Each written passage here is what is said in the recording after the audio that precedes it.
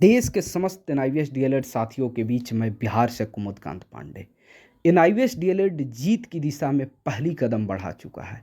Supreme court में हमारा जो ट्रांसफ़र पिटीशन लिस्टेड था वह एक्सेप्ट हो गया है। संबंधित राज्यों को नोटिस कर दिया गया है और हाई कोर्ट में जिन केसों को हमने सुप्रीम कोर्ट में ट्रांसफ़र कराया है उसके हाई कोर्ट में सुनवाई पर सुप्रीम कोर्ट ने स्टे कर दिया है, रोक लगा दिया है। अब इन सभी पिटीशन की सुनवाई सुप्रीम कोर्ट खुद करेगा, मेरिट के बेस पर करेगा, जो कि अगली सुनवाई अब जुलाई महीने में होगी।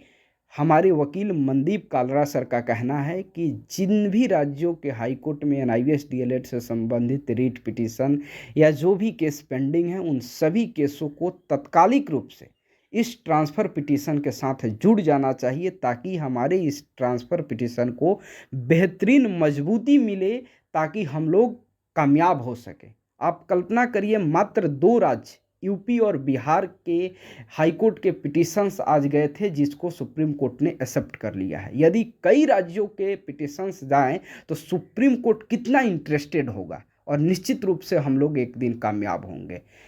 बिहार में जो वर्तमान में टीआरई 3 की वैकेंसी आई जिसमें पेपर लीक के कारण एग्ज़ाम कैंसिल हो गया, उसमें एनआईवीएस डीएलएड को मौका नहीं दिया गया था फॉर्म डालने के लिए। इस ट्रांसफ़र पिटीशन के बहाने मैं उम्मीद करता हूं कि आने वाले समय में टीआरई 3 के लिए सुखद खबर सुनने का मौका मिलेगा।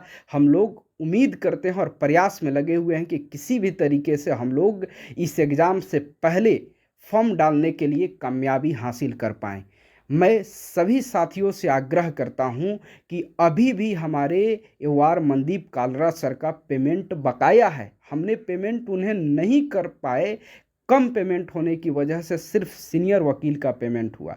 मैं तो धन्यवाद देना चाहूँगा कालरा सर को कि एक तो पेमेंट उन्हें नहीं मिला, उनका बकाया पेमेंट, और कम से कम समय में हमने सीनियर का पेमेंट किया। उन्होंने बेहतरीन तरीके से हमारी ब्रीफिंग कराई और आज हम लोग पहली रणनीति में सफल हो गए हैं। मैं उम्मीद करता हूं कि आप लोग अभी भी विश्वनाथ जी के यूपीआई आईडी और उनके मोबाइल नंबर जो हम लोगों ने जारी कराया है उत्तराखंड के साथ ही विश्वनाथ जी के, उन पर आप लोग आर्थिक मदद करें ताकि कालरा सर का हम लोग बकाया पेमेंट कर पाएँ और जुलाई महीने में जो तैयारी है, सुनवाई है, उसकी हम लोग पहले से तैयारी करें। और हमारे सामने अभी तत्कालिक रूप से टीआरई 3 में एनआईवीएस को मौका दिलाना एक हमारी स्ट्रैटेजी है। इस पे हम अभी से लगे हुए हैं। अभी फिर हम इस दिशा में सुप्रीम कोर्ट में इस पिटीशन के जरिए हम क्या कुछ कर सकते हैं उस दिशा में बढ़े हैं। मैं उम्मीद करता हूं कि आप लोग इसमें मदद करेंगे।